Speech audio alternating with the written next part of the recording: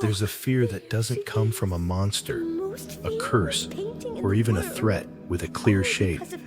It comes from something quieter and stranger. Reality itself deciding, without warning, to stop making sense. A painting that reaches out and pulls someone inside it. A sun with a replaceable light bulb at its core. A foot that becomes a talking, crime-committing gangster. None of these things are dangerous in the traditional sense. They're just wrong, in a way logic has no good answer for. This is a deep dive into fear of the absurd, not jokes wearing a scary mask, but reality itself losing its own rulebook, and how Courage the Cowardly Dog pushes that fear further with each episode on this list. Before getting into the episodes, it's worth being precise about what this version of the fear actually covers, because it's easy to confuse with simple nonsense. Fear of the absurd isn't about a threat that's secretly dangerous under a silly surface. It's about logic itself breaking down, cause and effect stopping being reliable, ordinary objects behaving in ways nothing prepared you for, and the world refusing to hold still long enough to be understood. That fear escalates across 3 stages in this video. First, reality becomes genuinely incomprehensible. No internal rules to learn, just chaos. Then, reality becomes governed by rules that are impossible, but strangely consistent. A world that makes its own kind of sense, just not one grounded in anything real. And finally, the absurd stops staying out in the world and invades something as small, personal, and ordinary as a body. What ties all 3 together is the same specific discomfort. None of these threats can be reasoned with, because reasoning assumes the world is still playing by rules you can learn. Fear of the absurd is what happens the moment that assumption stops being safe. Start here, because this episode is the clearest possible expression of the fear. An entire environment that simply stops obeying the difference between representation and reality. So in Louvre Are We Two, reality becomes incomprehensible. A planetary alignment brings the entire Louvre to life, and the episode never bothers to give that event internal rules.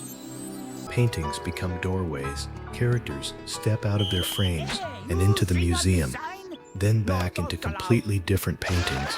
Muriel is pulled directly into the Mona Lisa's canvas, and the episode treats that not as a singular magic trick, but as the new baseline for how this world works for the rest of the runtime. That's what makes this the purest version of the fear. There's no learnable system here. Courage gets thrown out of one painting for breaking a rule that painting invented on the spot, and rewarded in another for winning at cards. The rules change from room to room, painting to painting, with no consistency at all. The environment isn't dangerous because it's hostile. It's dangerous because it can't be studied. And notice how courage actually solves the problem.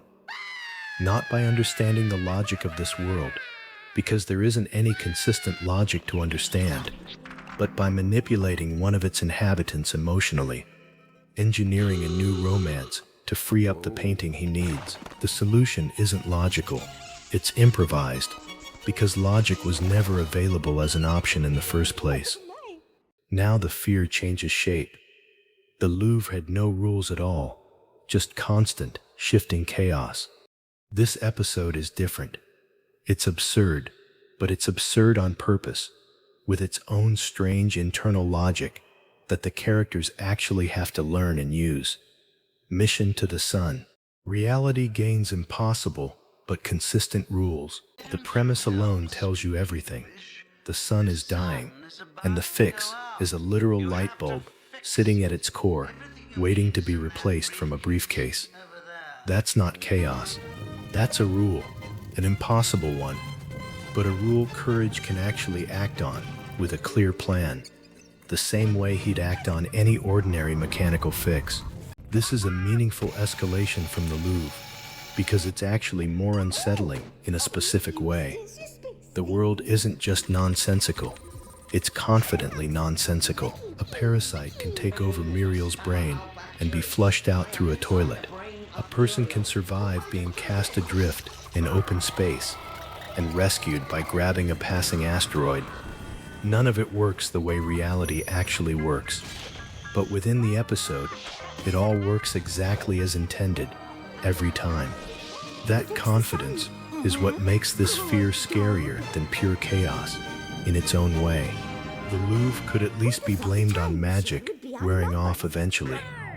This episode never blinks. The universe itself is simply built differently here, and everyone inside it is expected to just keep up. Finally, the fear stops being about the world out there and starts happening on the smallest, most personal scale imaginable, inside someone's own body, starting with something as mundane as a foot fungus clutching foot. The absurd invades the body. The episode begins in completely ordinary territory, a stubborn infection, a man who refuses to see a doctor, and lets the absurdity creep in gradually. That grounded starting point is exactly what makes the escalation land. This isn't a painting or a spaceship, places already coded as strange. It's Eustace's actual foot on an actual body in the actual farmhouse. By the time the fungus fully takes over, Eustace himself is gone, replaced by a giant talking foot with 5 separately personified toes, each one voiced like a gangster, robbing banks and planning to knock over an entire state.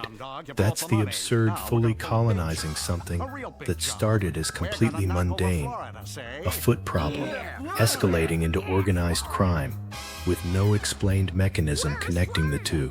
And notice the resolution, because it reinforces the pattern one final time. The cure isn't medical logic, it's dog saliva, delivered by Courage licking the foot back to normal, which is itself an absurd non sequitur solving an absurd non sequitur problem. Even the fix refuses to make conventional sense. And the episode doesn't actually end there. Courage's own tongue gets infected in the final seconds, gaining a face and voice of its own, already planning its next move. The absurd doesn't get cured, it just relocates, one body part at a time. Step back and look at what these 3 episodes actually build, in order, rather than as 3 disconnected examples. First, reality becomes genuinely incomprehensible. No system to learn, just constant shifting chaos. Then, reality becomes governed by rules that are impossible, but delivered with total, unwavering confidence. And finally, that same absurd confidence stops being an environment you can walk away from and starts happening inside a body you can't put down. And the through line across all 3 is what actually makes this fear distinct from every other category in this series. Fear of the absurd is what's left once that assumption gets taken away. Across these 3 episodes, the incomprehensible museum of So in Louvre Are We Two, the confidently impossible universe of Mission to the Sun, and the bodily invasion of Clutching Foot, Courage the Cowardly Dog builds one of its strangest, most quietly unsettling arguments. Courage the Cowardly Dog doesn't resolve this fear so much as it keeps proving the same point in smaller and smaller spaces. A museum, a solar system, a single foot, until there's nowhere left for the absurd to hide except inside the body of the one character who keeps surviving it.